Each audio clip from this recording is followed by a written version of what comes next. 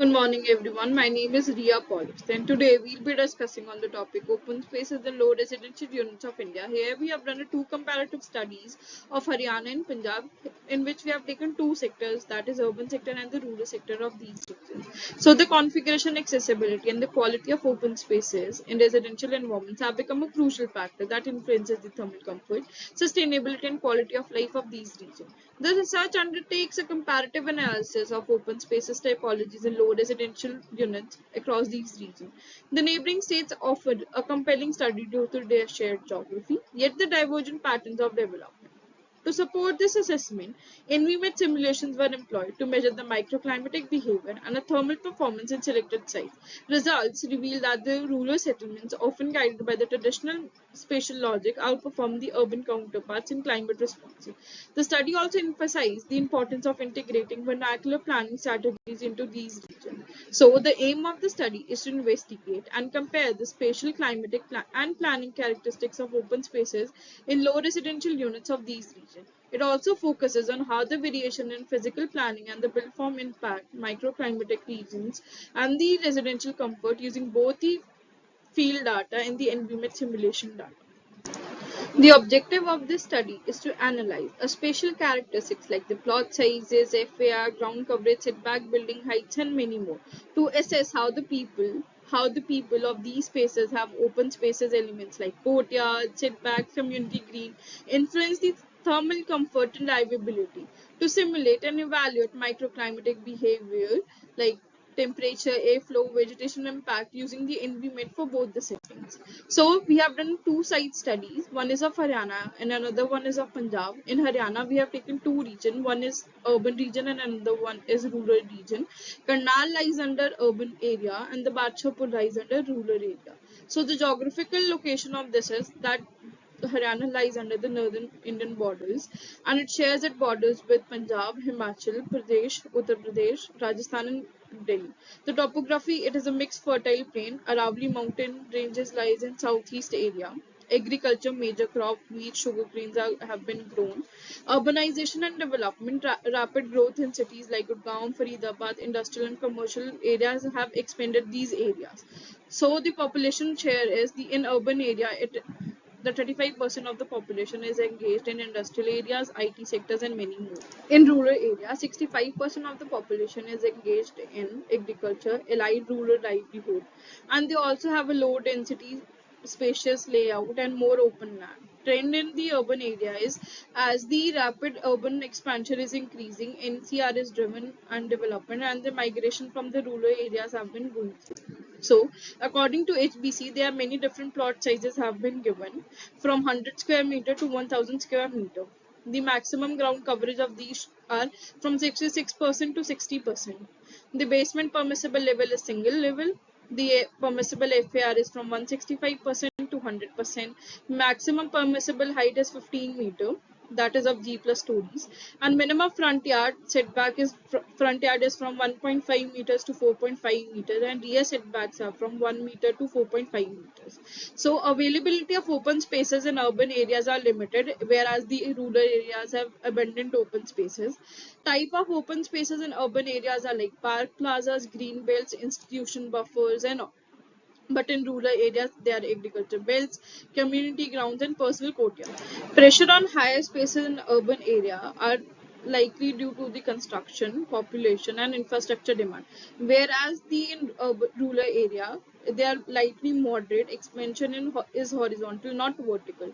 Environmental impact, urban heat island is more, reduced greeneries and all. But in rural area, better air quality is provided, green covers, less environmental streets and all. The second site studies of Punjab. Here we have again taken the two regions, urban area and the rural area. In urban area, SAS Nagar lies and in rural area, Samana lies. The geographical condition of these are like northwestern India. It shares the border with the Pakistan, Himachal Pradesh, Haryana, Jammu and Kashmir. Topography is fertile alluvial plains with flat terrain, crisscrossed in major rivers. Climate extreme climate, hot summer, cold winters and all. The population percentage is 38% of the population of urban areas engaged in IT sectors and all, whereas the 62% of the population is engaged in agriculture and low density settlements of rural areas. Open spaces are shrinking due to the densification in urban areas, whereas the wide open fields and the green belts are there in. So the urban bylaws have been set by the Punjab government, in which they have different plot sizes for which they have maximum permissible different ground coverage area, permissible basement, permissible FAR, maximum permissible height, and front and rear setbacks. So the rural, whereas the rural setbacks are less strictly regulated, varies based upon the plot areas and local panchayat government.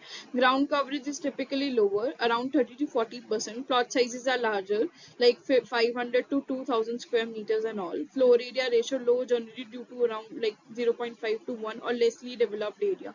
Building height typically low rise structure because they go horizontal instead of vertical. Availability in urban area limited due to dense construction, abundant in fields and all in rural areas. Type of open spaces, parks and all, but in rural area, agriculture lands and all have been there.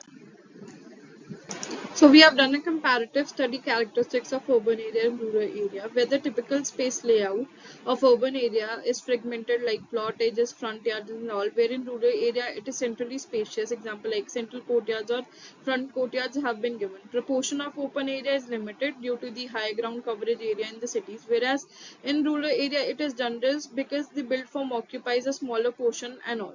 Design strategies regulated due to municipal bylaws and everything, but in rural area determined by the user needs and tradition. Functional zoning, front setbacks and all have been given, but in rural area courtyards and are integral living used for cooking, sleeping or hot nights and all.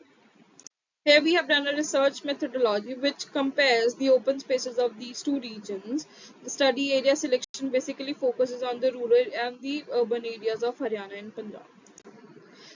So we have run a simulation. Here we have gone through the NVGrid model, that is of 500 meter or into 500 meter, because we've been running through trial model of that.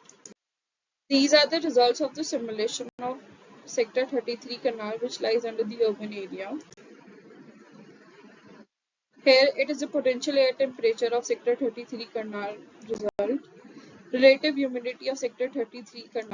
Now comes the rural area region of Haryana. Here we have run the simulation again. So the wind speed of the Badshapur region simulation, potential air temperature simulation, and the relative humidity speed of the Badshapur simulation region.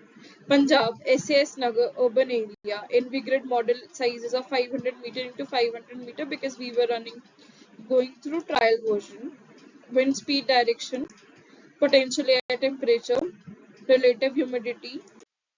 Region of Punjab, again the grid model sizes of 500 meter into 500 meter. The wind speed of Samana village simulation. The potential air temperature of Samana village. The relative humidity of Samana village.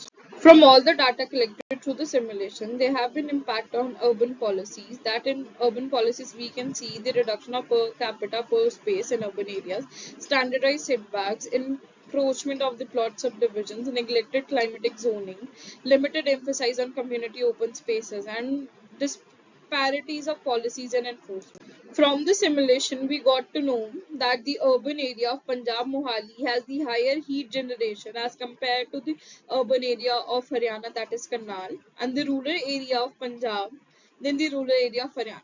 The thermal comfort is low in both the Haryana and Punjab region of urban areas, whereas the thermal comfort in the rural areas are high because it is due to the dense structure, paving, low greeneries and all in urban areas, whereas in rural areas green covers are more, low building densities, traditional layouts and vegetations have been seen through. These are the wind speed ranges of the Haryana, Punjab urban areas and rural areas. Low wind zones, air temperature, hotspot, cold zones, relative humidity zones and all. From all the simulation data and the climatic conditions, we have come to a conclusion that in urban area, planning regulations such as high floor area ratio, reduced setbacks, increased ground coverage, rigid plots configuration have led to mark the reduction and the availability uses of open spaces. But in contrast, rural settlements, which are less governed by the government, have more organic climate responsive development pattern, larger plot sizes, generous setbacks, multifunctional open spaces, often used for social interaction, vegetation, or agriculture contribution to better microclimatic generation and a stronger sense of community. Another key finding relates that the lack of adaptability within the existing urban policies, despite the region climate diversity between Haryana and Punjab. Planning guidelines follow a standardized approach that fails to account for local government needs. The absence of climate zoning, combined with the weak policy enforcement and widespread deviation from approved building norms, further reduces the effectiveness of spatial regulation in addressing the pressing challenges of urban heat stresses, ecological degradation, and declining social interaction in public spaces. In conclusion, the research advocates for a paradigm shift in urban residential planning, moving from rigid, density centric models to more adaptive, climate sensitive, and community oriented framework. There is a clear need to integrate green infrastructure, promote context specific open spaces standards, and derive inspiration from vernacular or rural planning practices. By acknowledging and incorporating the lesson from the rural spatial configuration, urban planners and policymakers can foster more reliable, resilient, and equitable built environment for the future.